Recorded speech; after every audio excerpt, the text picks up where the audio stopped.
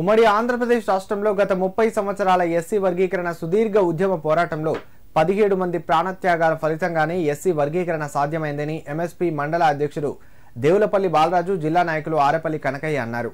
అమరుల త్యాగాల ఫలితంగా 7% ఎస్సీ వర్గీకరణ సాధించుకోవడం జరిగిందని, 11% రిజర్వేషన్ సాధన లక్ష్యంగా అమరుల ఆశయ సాధన దిశగా ప్రతి మాదిగ బిడ్డ కృషి చేయాల్సిన అవసరం ఉందన్నారు. ఎంఆర్పీఎస్ వ్యవస్థాపక అధ్యక్షుడు, పద్మశ్రీ అవార్డు గ్రహీత మందకృష్ణ మాదిగ ఆదేశాల మేరకు సిద్దిపేట జిల్లా నంగునూరు మండల కేంద్రంలో మాదిగ అమరుల సంస్మరణ దినోత్సవం సందర్భంగా ఎంఎస్పీ మండల అధ్యక్షుడు దేవులపల్లి బాలరాజు ఆధ్వర్యంలో మాదిగ అమరవీరులను ఘనంగా స్మరించుకుంటూ ఎస్సీ వర్గీకరణ పోరులో అసూలు బాసిన అమరులకు ఘనంగా నివాళులర్పించారు. ఈ సందర్భంగా వారు మీడియాతో మాట్లాడుతూ మాదిగ అమరవీరుల త్యాగం మరవలేనిదని, మాదిగ హక్కుల సాధనలో వారి త్యాగాలు ఎంతో గొప్పవని, వారి త్యాగం మాదిగ జాతి గుండెల్లో చిరస్థాయిగా నిలిచిపోయి ఉంటుందన్నారు. కార్యక్రమంలో నాయకులు కందికట్ల రాజు, కిష్టయ్య, శంకర్, పాపిగారి నరేష్, యాదయ్య పాల్గొన్నారు.